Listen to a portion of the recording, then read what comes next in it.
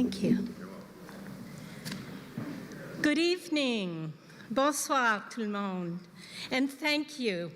Merci, miigwech, to Versefest, Avonlea, and all the volunteers who make this amazing poetry festival happen. And it's so good to be here in person again, right? ARC Poetry Society is the publisher of Canada's long-standing ARC Poetry magazine, which has been publishing Canadian and international poetry, poetry reviews, sponsoring contests, supporting poets with workshops and programs such as the Poet in Residence program for, get this, 45 years now.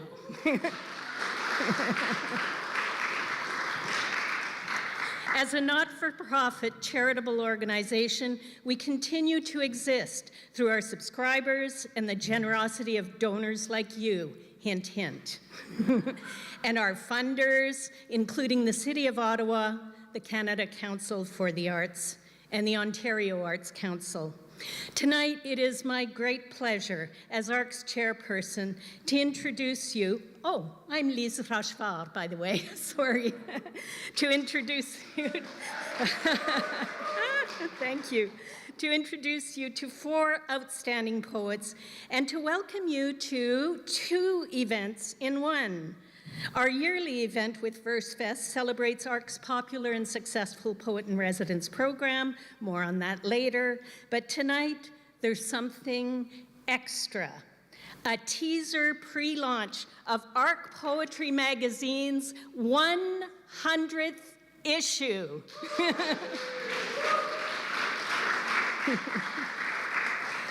The official launch will be in May, and it's going to be a big party, so you must come. Stay tuned.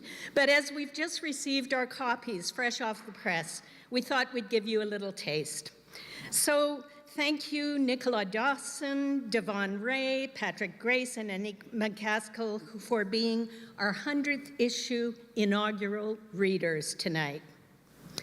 Luckily, all 4 of these gifted poets' work can be found in our special 100th issue. So be sure to buy a copy and a subscription to ARC, of course, would be nice, of this latest 100th issue. You can find it on the Perfect Books table at the back. Thanks again to Jim, who's the best indie bookshop owner in Eastern Ontario.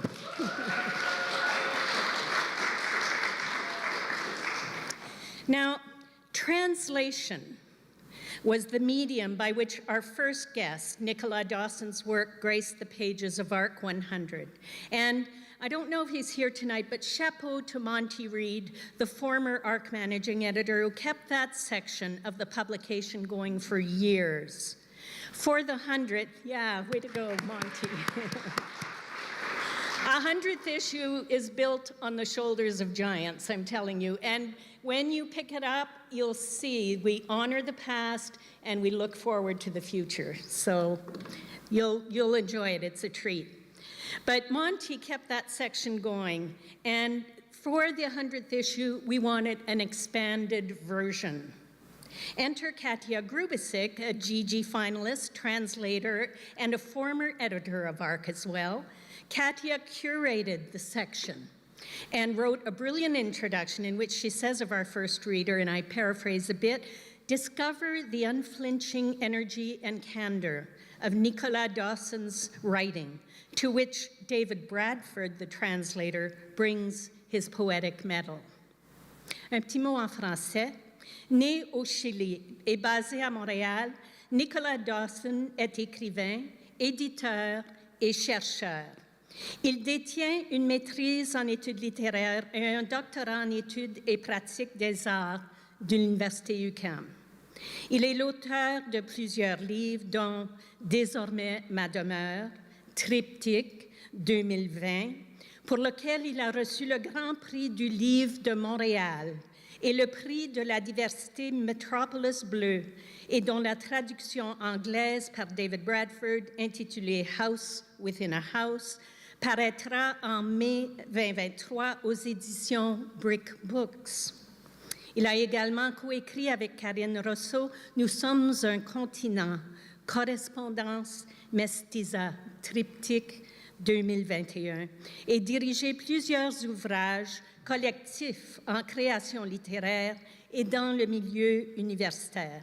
Depuis 2021, il dirige les éditions Triptyque.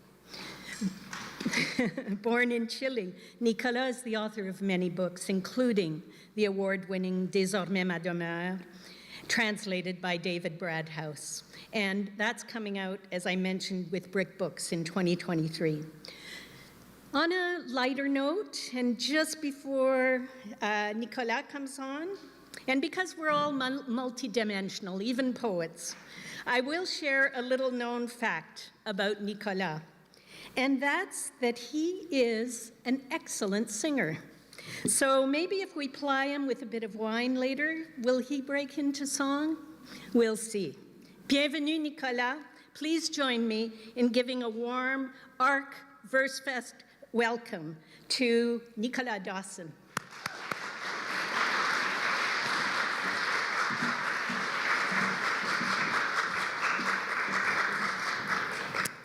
Thank you, Lise. I'm not an excellent singer. I can sing, that's what I said. Okay, so I'm gonna read in French and in English. I'm gonna read some poems. 4 of them are in English and are those that are published in the ARC issue, translated by David Bradford. The others are other poems that, are linked to this. Ça s'appelle Depuis ma peur, et il y a aussi des passages qui viennent d'autres poètes, Anne-Marie Alonso, Patrick Cotréau, Laura Vasquez et André Roy. Il y a une exergue aussi en espagnol de Francisco Molina, un poète chilien. El cosmos prende y apaga las luces, gime, está creando nuevas leyes del orden, desplazando lunas entre un sol y yo mientras parpadea. Je peux vous traduire. Le cosmos allume et éteint les lumières, il gémit, il crée de nouvelles lois de l'ordre en déplaçant des lunes entre un soleil et moi pendant qu'il clignote. Ce sont des poèmes adressés à ma sœur.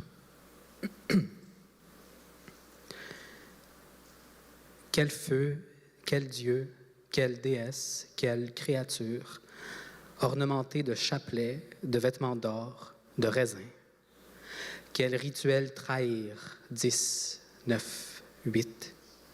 Cuando las hermanas invitent le vent à traverser les maisons des lamentations d'autrefois, alors que las madres, 7, 6, 5, s'empiffrent de grappes entières pendant que las abuelas saccagent leur messe en dressant 4, 3, 2, des listes occultes d'infortunes et d'histoires anciennes de trépas. Au coup de minuit, à qui en vouloir? De qui me détourner? Depuis la peur et du plus loin que je me souvienne, je tousse d'une toux humide, de celles installées dans un cycle du dehors et du dedans. Les murs de mon abri ondulent comme des rivières jusqu'à ma voix et remplissent mes bronches d'une matière visqueuse, d'une épaisseur mémorielle, horrifiée. De mièvres récits qui s'engluent dans ma gorge hurlent d'envie d'être expulsés pour retrouver leur surface originelle. Parois de papier détrempées sur lesquelles l'encre glisse, la mine perce, où plus rien ne s'écrit, où même les livres se sont tous tus. Depuis la peur, d'autres peurs se creusent, forment de nouvelles alvéoles à bourrer de mucus et retournent, liquéfiées, dans mes poumons. C'est ainsi que le temps se détraque, une toux à la fois, dans un flux incontrôlé d'expectoration et de tremblements, comme si chaque seconde les sabotait toutes. Je m'accroche à la dernière seconde pour qu'elle s'étire comme un calvaire, comme des questions sans réponse. Je m'accroche à la dernière seconde pour qu'elle s'étire comme notre enfance fervente et toute chantée, une enfance litanique. Je m'accroche à la dernière seconde pour qu'elle s'étire comme une image, comme une photo de nous deux devant le Pacifique, comme tes cheveux et les miens, longs, épais, fournis d'innocence et de soins. Je m'accroche à la dernière seconde pour qu'elle s'étire comme l'avenir que l'exil nous a promis. Je m'accroche aux secondes qui me placent au bord du dernier souffle. Question d'habitude. Puisque mon sang m'a toujours semblé impropre, profané par la menace des virus qui courent quand nous, les humiliés par l'amour, nous nous regardons, hésitons, puis choisissons de transformer le déni en survie, de nous lancer malgré la peur, résignés par la peur, poussés par la peur, excités par le risque de marier le désir à la honte. Parce qu'au bout de ce pari mortifère, il y a tant à gagner. Au-delà du plaisir, il y a ce rêve de changer la fin et les moyens de vivre, c'est-à-dire d'aimer. En hommage à nos rêves et à nos défunts, je laisse sortir le méchant, comme on dit. Je crache toute la frayeur qui m'anémise. Je fais de Matou un camarade, un animal de compagnie, un chien indomptable et vilain auquel je m'acclimate, que j'affectionne comme on apprend à vivre aux marges, dans une folie collective avec l'absence et le deuil potentiel d'une longue vie et des gens qu'on aime.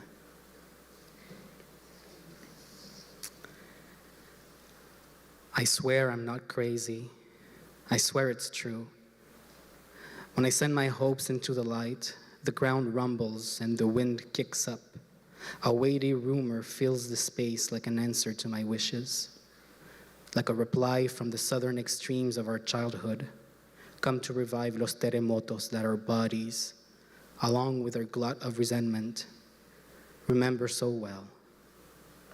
Everything shudders, everything gets mixed up, even the birds smash into my window and disappear.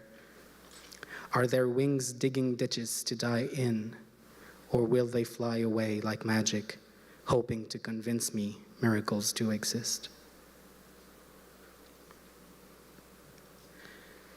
Fruit flies, spiders, and centipedes wage an invisible war throughout the house, a soundless and no doubt nocturnal war ducked out in the corners.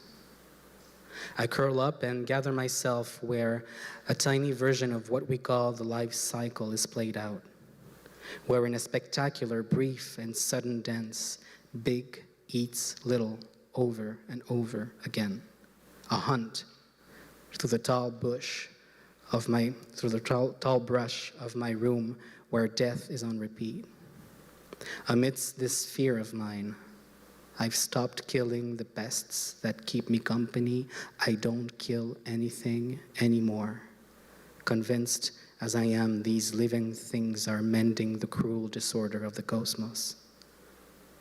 I see neither what I'm sparing nor what I'm on the lookout for, but here I am, waiting, because to wait is to believe.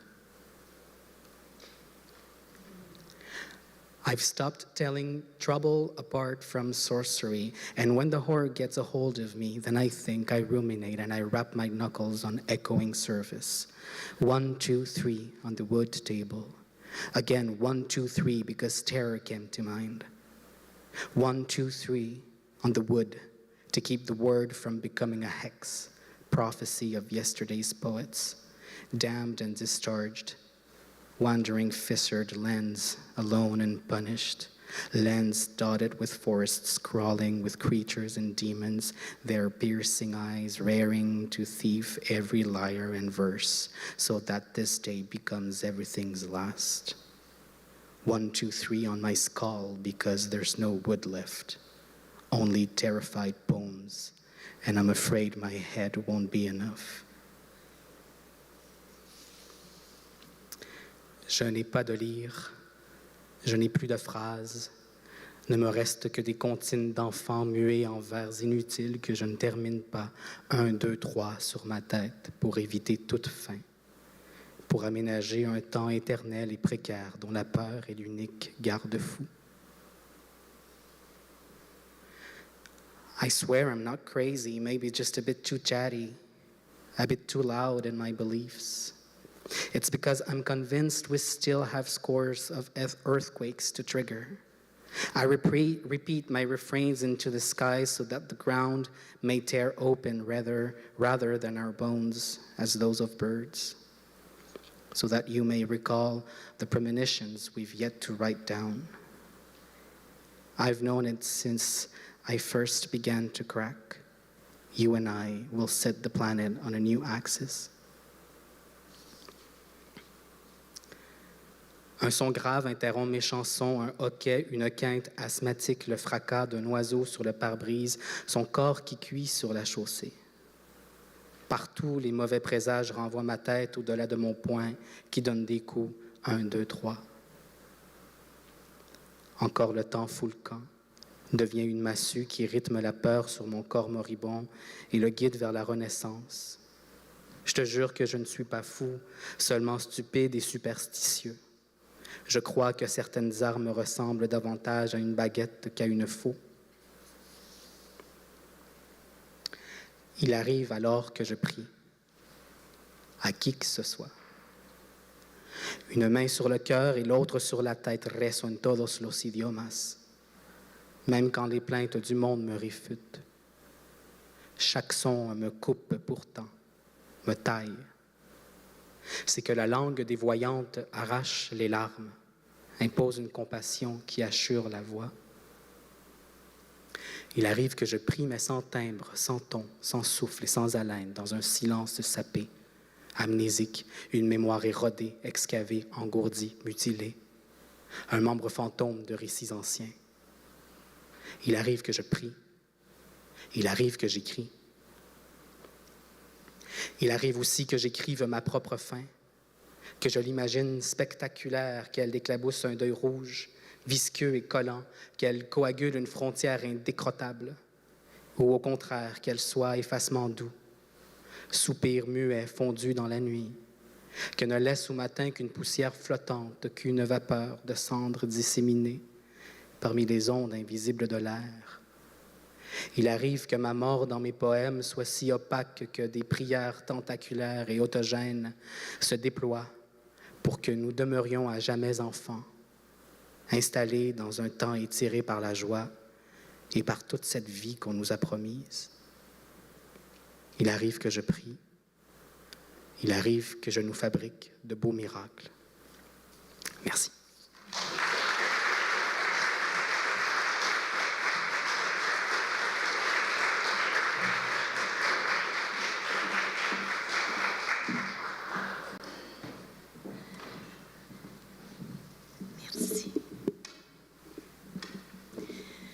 Merci beaucoup, Nicolas. Je m'accroche à tes mots. ARC's Poet in Residence program is now in its 14th year, and its purpose is to support emerging poets to produce their best work by mentoring them with often a mid-career successful poet. Some details: we receive sometimes up to 8,000 submissions of poems per year, and like most poetry magazines, we might publish 1.5%, so it's a lot to get through. The choices aren't easy, but so often you come across a poem where you think, oh, it's almost there. And when you can suggest that or refer that poet to work with the poet in residence, very often then it's there and we can publish it. So that's part of trying to encourage new poetic voices in Canada. So I'm so pleased to introduce to you now a poet and PIR mentee who is reading at her first ever poetry festival. Devon Ray is a queer poet who grew up in Montreal and who now lives in Vancouver. Her work has appeared or is forthcoming in Arc Poetry magazine, Cantheus, Sad magazine, Periodicities, Touch the Donkey, and elsewhere. An interesting little known fact about Devon is that she has a notebook filled with poems she made up when she was 3 years old, and her mother lovingly transcribed these poems. And it just so happens that I have an excerpt from one of her very first poems, world premiere, people. And I quote, "Strawberry fruit pepper, balloons up in the sky, shining with a little pepper. The poems are all done. But thankfully, they are not all done. Please welcome Devon Ray."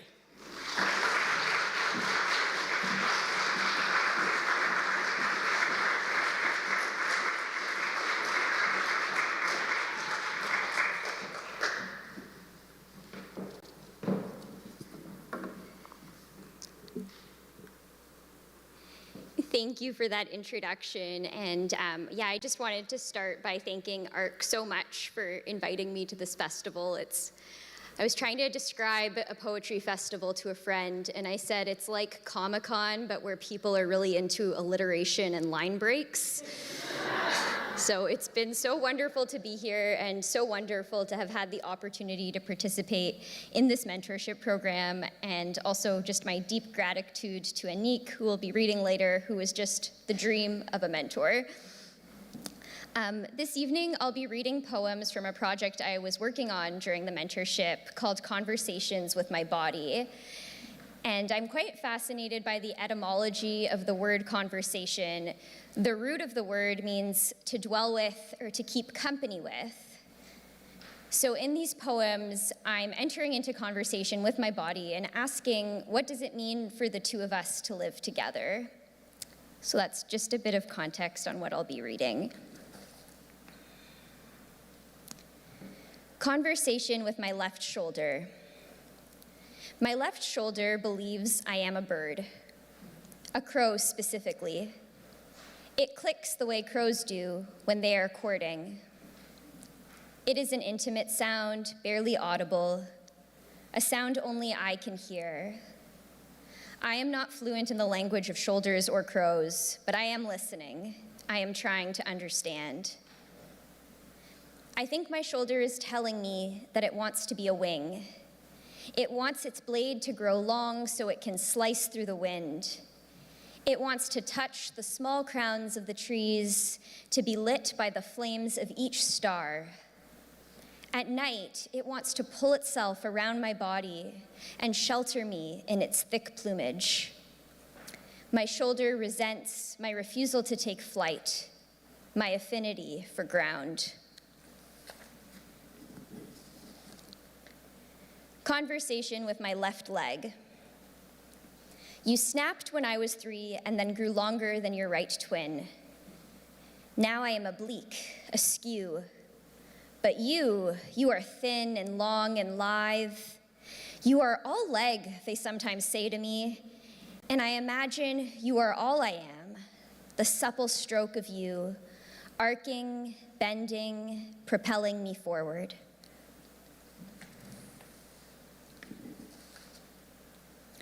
Conversation with my uterus. You are shaped like the child I may not have. I think of myself curled up inside my mother long ago, the fullness of her uterus and the emptiness of mine. I think of the pink walls that drew themselves around my body when my body was still her body, my body held within her body, before I broke into the world. Sometimes I want to return there, to that dream place. I know my mom loved being pregnant. I've seen the photographs, her face shining beneath the Eiffel Tower, belly swelling in a designer dress. And I wonder if I too will know this wholeness she knew, the weight of childbearing. I wonder if you will become a kiln in which a life is forged, or remain a vacant room. Conversation with my lips. Little doors that purse and frown and kiss and curl. I like licking you. Little doors that seal themselves and guard my openness. Deft flute that sings my breath to sound. I love the yawning O of you. I will lavish you with lipstick. O soft crown of my mouth.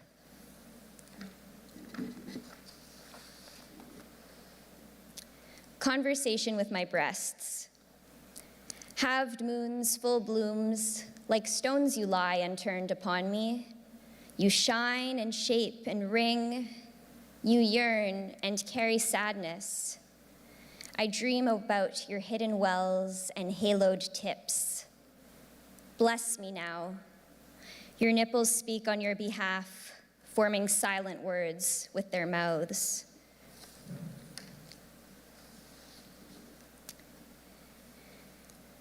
Conversation with her body. Not the mirror of mine, but still glassy and bright.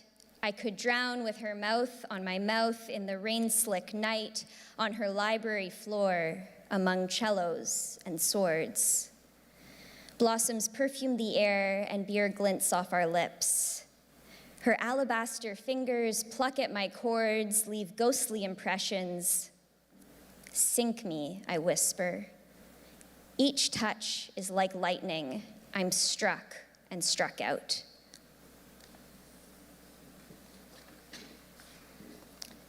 Conversation with my eyelashes. The place where you touch, your delicate lines, my fine dark arcs, you flutter and float, you grant wishes, give warnings.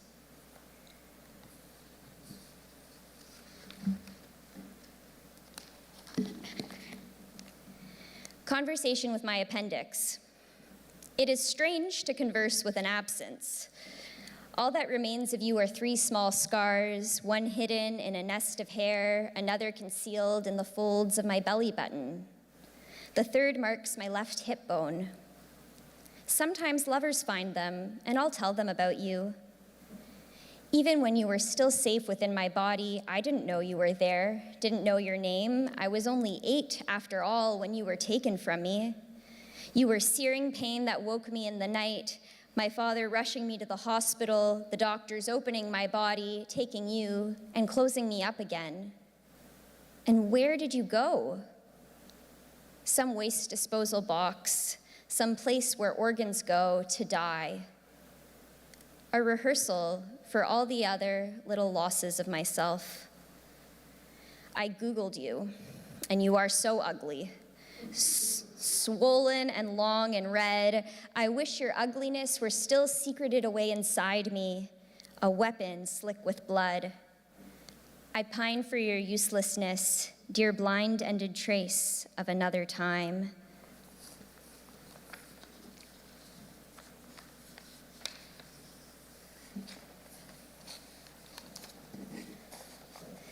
Conversation with my menstrual blood. I spill your ink and it leaves a trail behind me, a trail others might follow. It spells messages in blood. The words you write are loss and grief. You toil each month for a child who does not come. You want to hold her close, you want to tend to her, but I give you just this emptiness to tend to, this lithic void.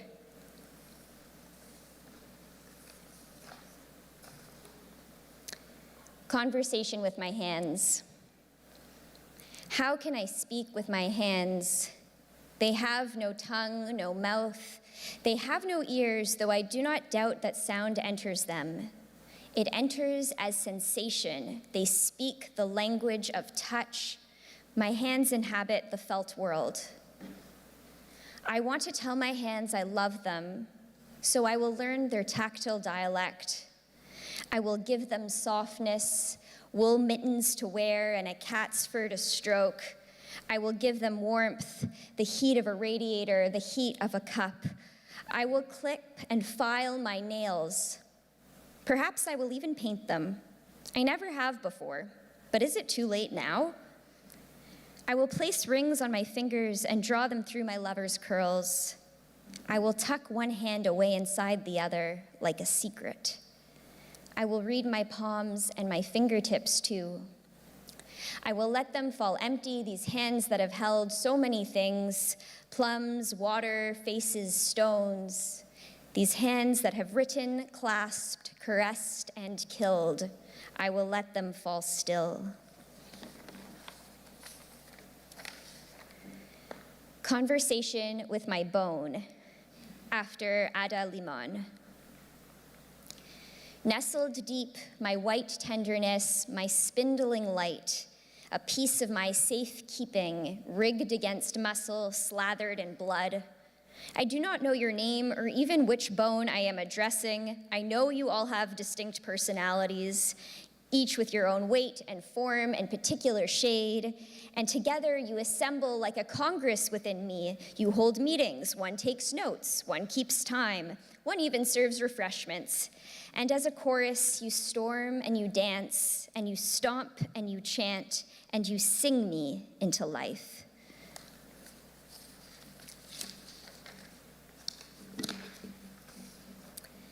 Conversation with my tail. You are stunted, cut short, hard nub. But sometimes I sense a quiver, a kind of stirring, the unfurling of your shadow. I long to drape you over me, feather boa, to use your tip to test the air. I long to speak through you, old tongue ripped out. Thank you.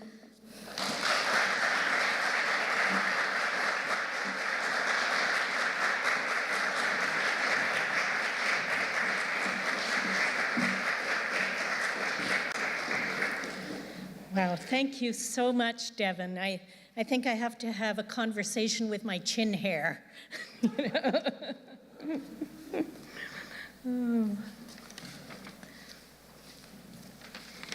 Patrick Grace is a queer writer living in Vancouver, BC, where he works as the managing editor of Plenitude magazine. His work appears in Best Canadian Poetry, Event, The Ex-Puritan, The Fiddlehead, The Malahat Review, Prairie Fire, and more. In 2022, his poem Full Blown was shortlisted for the Malahat Review's Far Horizons Award. He has published 2 chapbooks, Dastardly, Anstruther Press, 2021, and A Blurred Wind Swirls Back for You, Turret House Press, 2023. I believe they're both available back there. His first full-length poetry collection will be released in spring 2024. An interesting little-known fact about Patrick is that he and his sister often share identical dreams, but no, they're not twins. I think that's really cool. Be sure to ask him for an example of one of those dreams later this evening, people. I'd love to hear that story. In the meantime, we have Patrick Grace's poetry to regale us. Welcome to Ottawa, Patrick.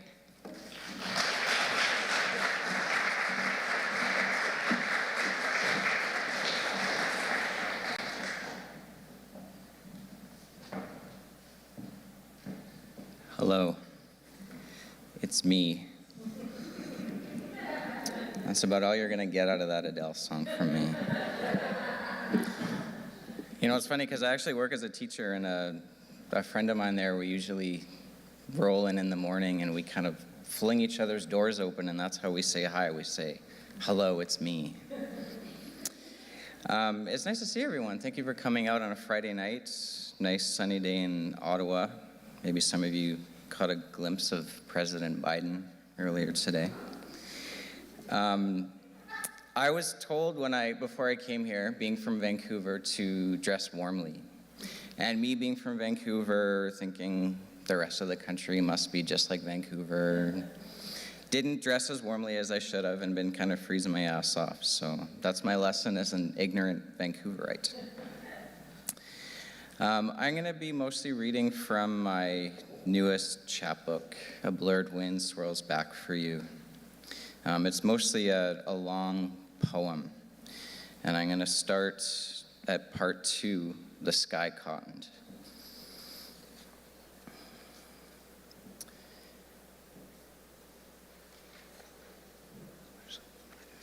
Sorry, I'm on the wrong page here. There we go. First time Main Street apartment, busy hipster clothing store below. Leaning in jeans, bright t-shirt, wild brood, his boots where I stood. Wanton, you asked for it. Doorway of the stairs, 2 by 2, iron, you guided me cold. We climbed, my hands, my throat all sinking. Candle lit in the living room, broken window open to the rooftop. I could see the mountains I watched as a kid perched on my dresser. The angles bend the older you get. The snow edges closer, nothing irregular. In moments of glee, I hid in the closet, gin bottle beside the bed. The truth is loud like a switch rail, the shift, the fire it made of us all. The latter is just another possibility we planned for. It isn't the fire escape, but the smoke sweeping its tail of what's to come, sinking into sour pillows, tooth in and out, creating my own need. Even what I neglect, he takes my load and rubs it, lascivious inside for later. The body opened, digging in the garden, sweet onion skins, soft mosses, gold soil turning itself. Admit it, you wanted it. The opposite floor, closing in behind, suddenly a presence put simply, this bell, calling you to open that same ambition. It's hard to find one. I couldn't see at first up and over the scree. What can I call it? The animal scrambling to be halved. Another hit of poppers. Hey, balloon head, you were still flying when he came. I'm not blameless. He learned his name by the shape of my mouth. One side the river, one side the reeds. Okay, just keep it light. A walk, all right. A drink, all right. Not like we didn't blow our load too early. Something to laugh at, some things we want to happen, some we watch for, cattle at the door. I mean, really nothing more than horny boys at the start, making out with what little life gave us. Could there be anything better? Those handfuls of time, those final days of spring, the sky cottoned, what were our chances? At first, the hollows I didn't recognize. A bell clap told me nothing of the long hours inside myself. The train coming, how bright, the flowers for his 30th birthday, the long hallway, Bow Bay and Gastown. Never been, never tried, electrified eel, nettle dumplings, Wagyu from Snake River Farms. Close to 20 friends invited, denied, only 10 allowed. Who has 20 close friends? I mean, real close. When he shows you who he is, believe him. Inviting friends to sit on his lap, heady, heavy hands in their hair, a little kissy too, they all go for it, his charm. I'm at the bottom of my first drink at the end of the table, elegant, local, distinct. Their words. Flip over to the back, you'll find useful phrases for social interaction. It's not you, I'm not, you are. Do you have a light? The switch rail divides without echo. How do I say that? This next poem, bit of a content warning. It does deal with stalking. It deals with stalking on the part of an ex-partner, mostly virtual stalking, but it's kind of a part two to what I just read. This is in the latest issue of the Malahat Review. I'm going to read a couple poems from in here. This one is called Soft Stalker.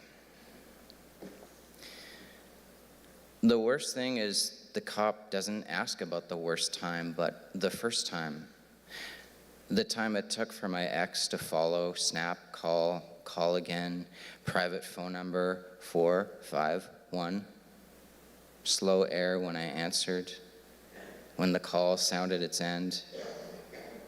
I cannot prove the last caller was the last man to grip my wrists. I cannot prove my level of fear. Are you drinking your fear? Hiding your fear? Breathing your fear? Plotting your fear? Don't make this about me. Every cop in this chop shop makes it about me. I learned to track by sound more often than somewhere. The distance blown sideways. Walgreens parking lot flooded in light. What a night to hide. Under metal bodies echoing what he returned to. When he screamed my name, I went blind. There will never be an end, only after and after. The cop labels this phrase soft stalking. Label, sticker, sticky note folder between sin for since the law is soft, you must protect yourself. And sun for sunless wonder, the law reaps itself for the pure. Examples. Soft, cobweb, text, quick vid, solo, video. Example pic, heady selfie strut down the street, hashtag single life. Example vid, a rope in a tree.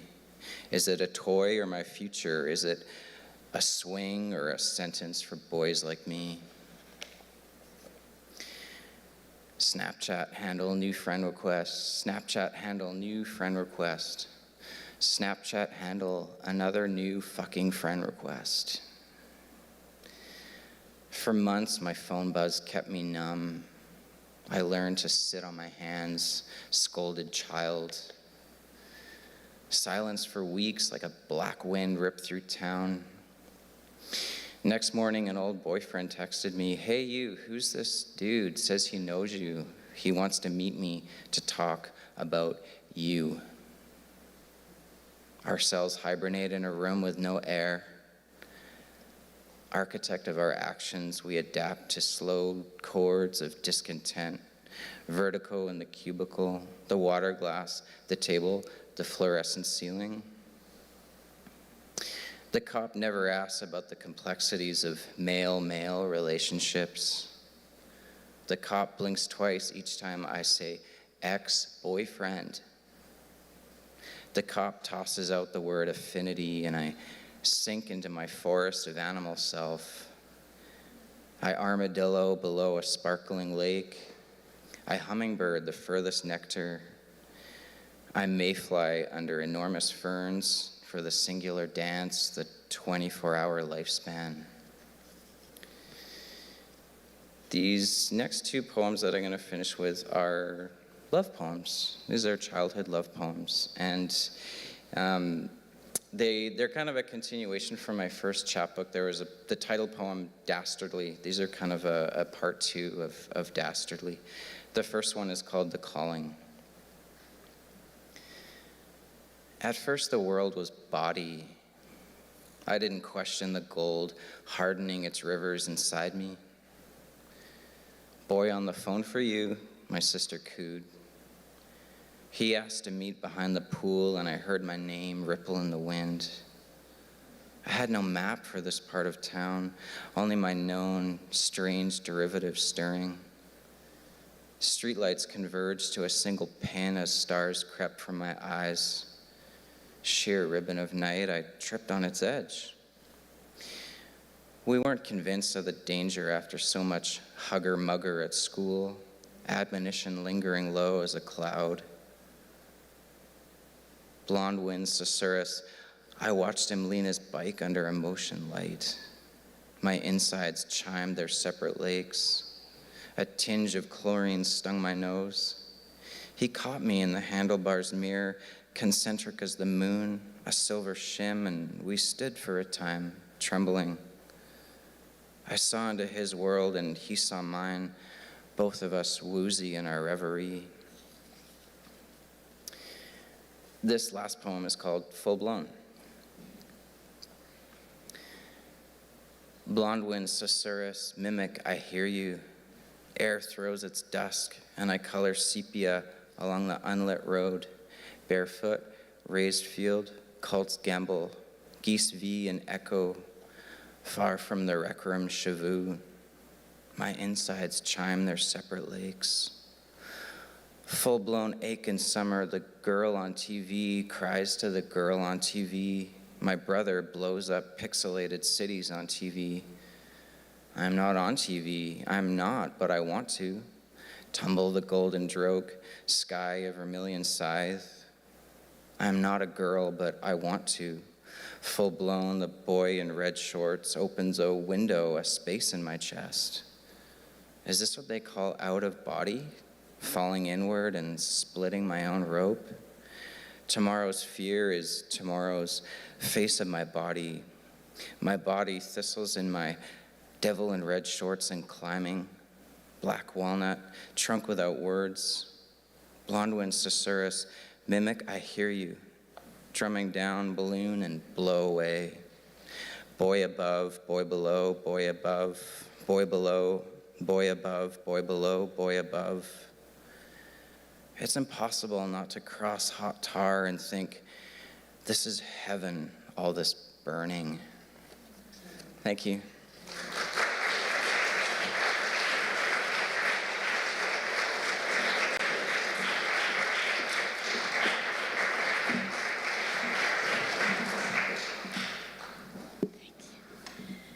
Thank you very much, Patrick. Eye-opening and moving and raw, tumbling words, really lovely. Thank you.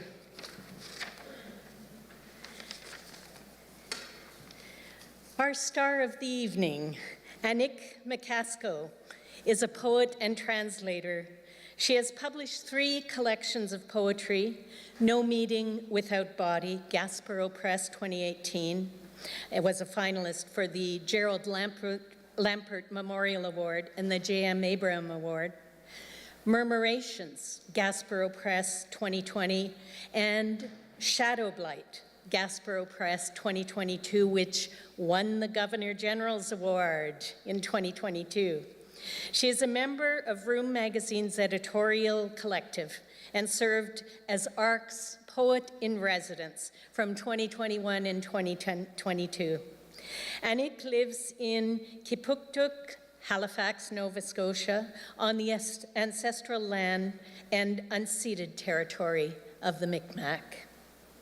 A little known fact, as I just found out about 5 minutes after speaking to Annick last night, we were both born in London, Ontario, and each of our grandparents had a cottage on the shores of Lake Nipissing, near North Bay, where we both learned to swim.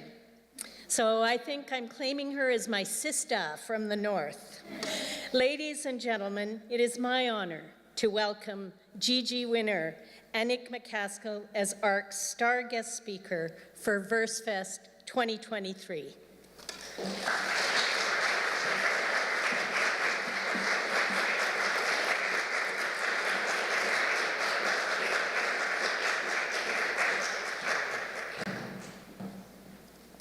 Thank you, Lise.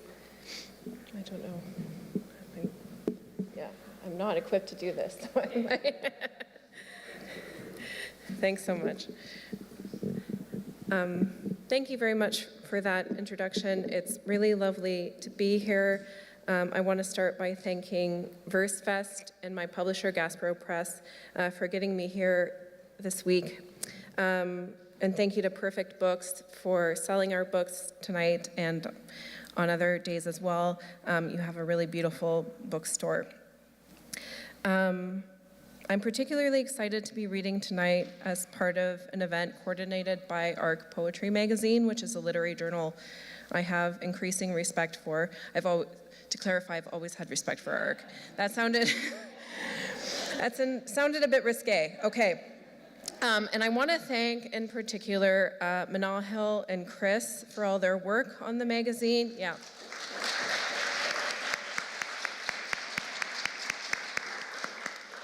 Yeah, definitely warranted. And especially for assisting me and communicating with me and being patient with me and answering all of my many questions over the 9 months I was ARC's Poet in Residence last year. It is such an important program. I think it's a shame that there aren't more free mentorship opportunities for emerging poets specifically in this country, and ARC is really doing more than their fair share with the program. And so I'm very grateful that they had it, and that I was paid to work with emerging poets. It's really quite a dream program. I'm going to start with 3 poems I'm reading in honor of my mentees before moving on with the work I have published in the latest issue of ARC.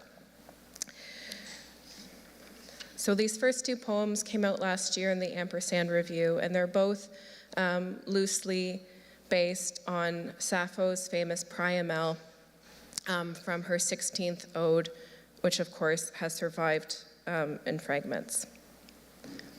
16. Some said Freddie Prinze Jr. in Summer Catch. Some said the glossy stars in Teen Beat, our school star athletes, the boy toy soldiers off to Afghanistan, mumbling the national anthem, or the firemen of 9/11, student teachers in their goatees, or the guys who lived across the street, our co-counselors at day camps under the cobalt skies. But I said, it's you, oh girl who worshipped them, those almost men, who in your parents' car told me over fast food fries and shaking inside like busy horse muscles in an ancient cavalry, I listened to your songs of praise. You liked their arms and calves, their sweaty backs, the way they sped like spinning tops from class to class, lurched and stretched through practice track and field where you were just as fast. Still you hated your shoulders, the weather and satin prom dress or low-rise sweats. I'd have always rathered you, sarcastic and gleaming. 16 bis, again. We track through spruce, a throng of riders with our inadequate shoes, sinking into moss and loam. The woman at my elbow liked my poems last night, but she wants to know, aren't all girls like that in their teens, at school or camp, beneath movie screens, sinking in faux velvet chairs, sharing popcorn, braiding each other's hair? The steps around us are muted, but she does not hear me. I say, it was love if you loved her best, if it felt like a nodding inside your chest, a slick of fire in your throat, recognition like the burst of new magnolia leaves through their tight shell of a bud.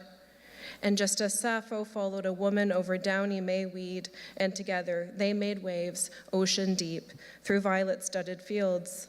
So I glimpsed her one night while we drank in the ravine, took her hand when we crossed the black street.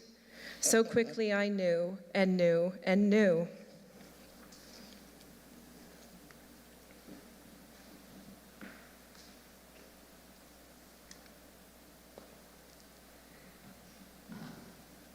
This next poem actually also first appeared in ARC 2 years ago after being shortlisted for the ARC Poem of the Year contest, which was quite the thrill. Lesbos, Lesbos. On a shining Greek island, skimmed by turquoise waters, a woman, Sappho, loved so brightly, all the girls wanted her. She wrote so sublimely of their love. When rediscovered millennia later, the gray Renaissance men mistranslated her ode on the beloved, altered the pronoun so she would sing the yearning for a man and not a woman. And the French turned her into a lesson on female friendship. The Victorians a prim schoolmarm, yet some would know a girl loving a girl is just another possibility, a different phase of the moon. These clear-sighted readers would trace with their slim fingers the lines of the archaic Greek squiggles, recreating the green passion never lost, hidden in the liner notes of Longinus, out of medieval sight but still eternal. In high school, the boys would laugh about an island, ancient, populated by girls, girls who loved girls for want of men, as if, out of turquoise desperation, they were lesbos, they said, an entire island of them, Lesbos. My face grew hot, it was French class, I squawked. It seemed a stupid fucking joke, but the one girl in our school who was out said it was true. I thought of my best friend, the way my tongue turned to cement before her, my eyes shocked, my ears blocked, as if with this stinky pink barba papa we ate at the Western Fair, where every humid September we were just that much closer, the ground giving out, sinking us into a great ocean, no island in sight.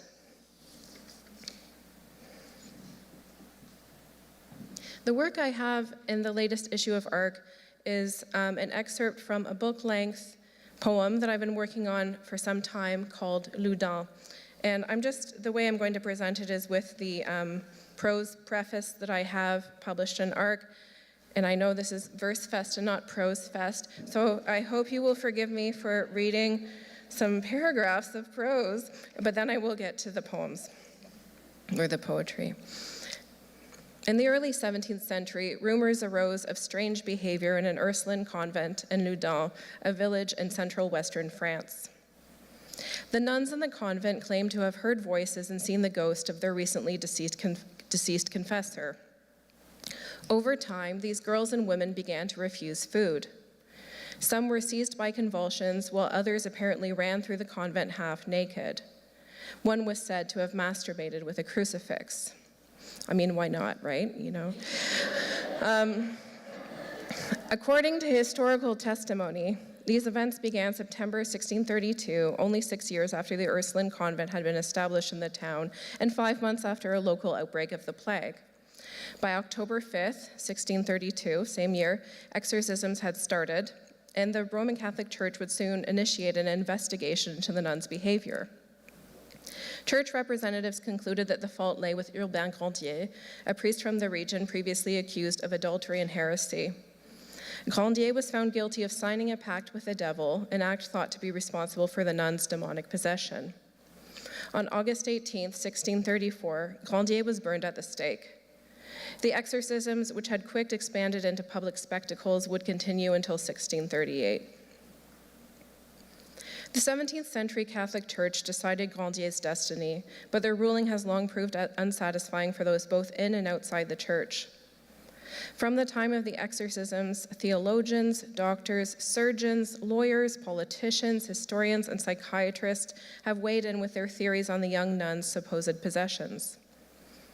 Hypotheses have ranged from melancholia to hysteria to an elaborate political plot initiated by common jealousy. Contemporary historians place much of the blame on the leader of the convent, the prioress Mère Jeanne des Anges, also Jeanne de Belcier or Belciel. According to accounts, Jeanne des Anges had advocated to bring in Grandier as her convent's confessor, supposedly motivated by her own desire for the seductive man. The priest refused the prioress, who, historians like to remind us, was physically disabled and exceptionally ugly, their assessment. Her pride wounded, well, let's be honest, we don't have a photo of her, so, and very ableist, obviously. Her pride wounded, Mère Jeanne des Anges conspired with the circle of the chief minister to King Louis XIII, the Cardinal de Richelieu, thought to have held his own grudge against the priest. What is most often missing in historical accounts and subsequent analyses is the perspective of the possessed women and girls themselves. If the possessions were indeed a simple political plot conjured by Jeanne des Anges, why go along with it?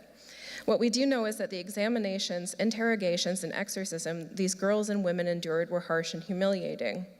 While interviews and examinations conducted by priests, physicians, surgeons, and others were held behind closed doors, the exorcisms themselves would eventually be conducted in public before spectators who had come from as far away as Scotland. During these displays, the possessed were exposed in various states of undress, swearing and convulsing before the audience, even throwing themselves upon the spectators and hitting them. This behavior seems tame compared to other accounts. According to contemporary testimonials from English tourists, the nuns literally flew around the town, perching on the tops of churches. The doctors and priests who examined these girls and women claimed they bore physical symptoms that went beyond nature. such as the gift of speaking in foreign tongues they had allegedly never learned and knowing others' secrets. And one remarkable anecdote, a visiting prior requested proof of the demonic possessions. He whispered to another man present at the exorcisms, the local bishop's commissioner, that he wanted one of the nuns to bring him 5 rose leaves from the garden outside the convent. The nun was shut up in the refectory while the bishop silently willed the demon who possessed her to make it so. The young woman went out into the garden, returning first with other flowers and plants. The commissioner spoke to her in Latin, urging her to obey, until she finally returned with a small rose branch bearing 6 leaves. The commissioner instructed her once again to obey, at which point she plucked a single leaf from the branch, handing him the branch with exactly 5 leaves, as the visiting prior had requested. These accounts are startling, puzzling, and hard to believe. Towards the end of the examinations and exorcisms, the prioress Jeanne des Anges became increasingly pious, and a pilgrimage she made to the tomb of Saint Francis de Sales in Annecy, a city in eastern France, was thought at the time to have finally put an end to the possessions. In the years that followed, Jeanne des Anges would come to be revered as a near saint, an image she labored to cultivate, and in 1642, she wrote her own first-person account of the events. While much attention has been accorded to both Urbain Grandier and to the prioress of the Loudun convent, and while we know that the Ursuline order remained active in the town until 1772, what came of the girls and women left to Jeanne des Anges' charge is a question largely ignored by historians. Though most had the privilege of being born daughters of the petite noblesse, so the minor nobility, their exact identities and their fates remain uncertain. My collection starts with an epigraph. The first was that I was very busy. The second, I was different from you. Whatever happened to you could not happen to me. Not like that. Marie Howe, Magdalene, the 7 devils.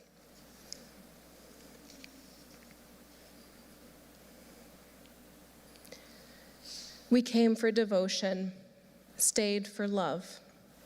Well, came for parental relief of dowry. 17, at 17, our homes abandoned, singing in our bones about one or another escape. And here, an ecclesiastical womb, a stone cave. A learned austerity, the country in the wake of 6 civil wars, plagues, disease, and hope alike bled out.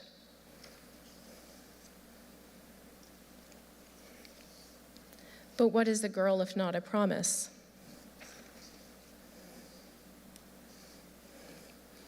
Out of my skin I stepped, floated into the sky, looked down on my parents' house, the silky farmland surrounding.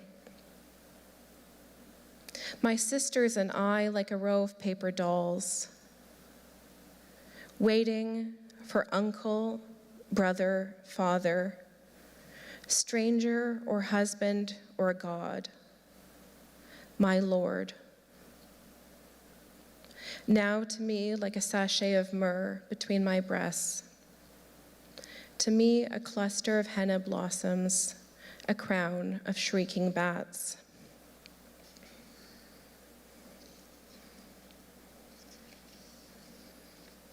For me, it was about being useful.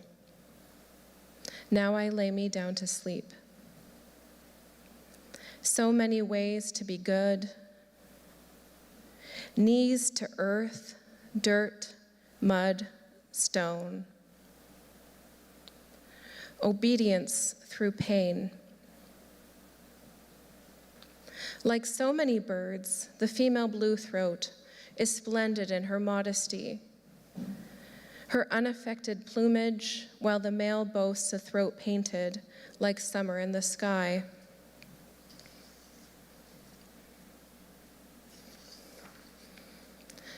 After all, they said, we've seen you at Mass, the way you sway to the Psalms, leather-bound hymnals clutched tight in your hands. A habit hides nothing in a girl like you. The wool skims your ankle so lovingly, we could almost die. Look at what you've done.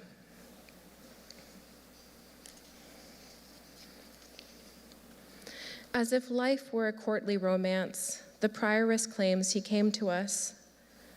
Absorbed within our skins, a priest transported by a clutch of musk roses left on the dormitory stairs. The trial lasts so long. And what is a girl if not a testament to a man's unbroken truth? Passion swallowed whole and sour as bile. Forgive this time. Let the historians decide. The shape of things revealed behind closed doors, yet so rarely are we believed.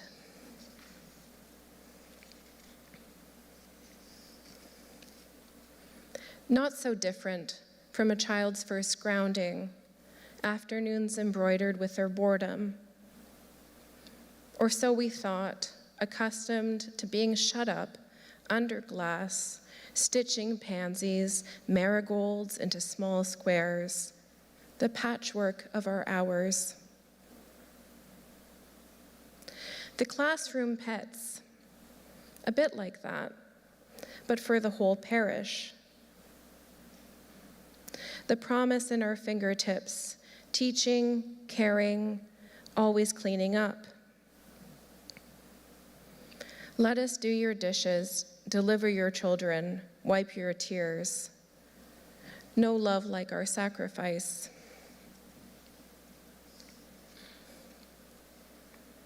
We honor God with the things we'll never do. Love, marry, paint the walls, robin's egg blue, our beds narrow as your coffins.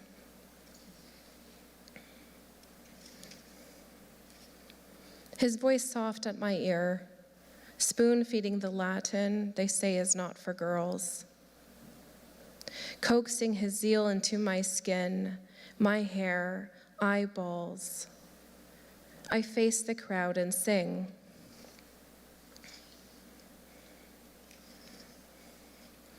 Let us be the daisies in the field, all fall down. Sick of praying, our stomachs wake at Mass. Breaking bread with our fists, turning pages of our hymnals.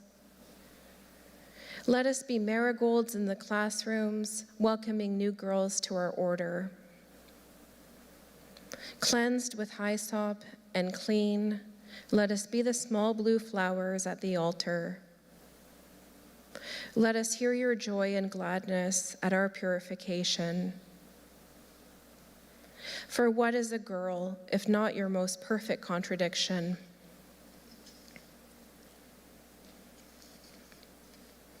Let us be the roses at our own exorcisms. Let the accused take a stole and benediction. Create in him a heart pure. We teach transgressors the ways of you, our holy men. Let us twist the heads of daisies. Let us sing and dance. Let the bones you have crushed rejoice. Blot out our hunger, O God. Let us not want so much. Let us still and patient. Let us silent and green. So that the holy men be upright in their verdict and justified when they judge the transgression a stone tied to the libertine's breast. Let his head be bare, let the rope take his neck, let the fire take the rest, let his penitence ring in the wind.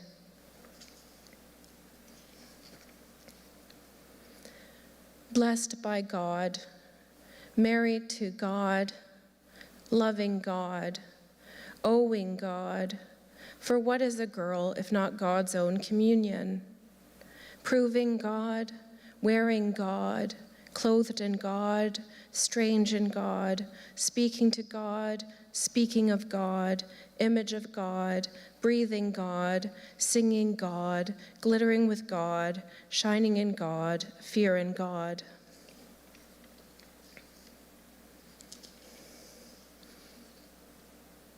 One skeptic remains. Still, he must be convinced. Well, what is it you most desire? The inquiry whispered, though we stand shut up in the refectory, gathered like cattle. Hands by our sides, blank sheets of paper. We watch as one of us walks to the garden, her steps heavy as psalms. She holds a moon-faced marigold, its stem and the surrounding grasses threaded through bony fingers. But she returns with a rose, stripped to its last 5 petals, and laughs, her face a candle at the lectern, the man's lips like worms, inching and blind. Thank you.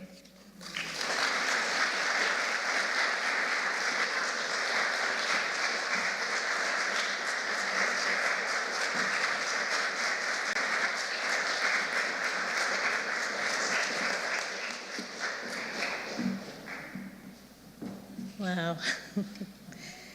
Let us not want so much.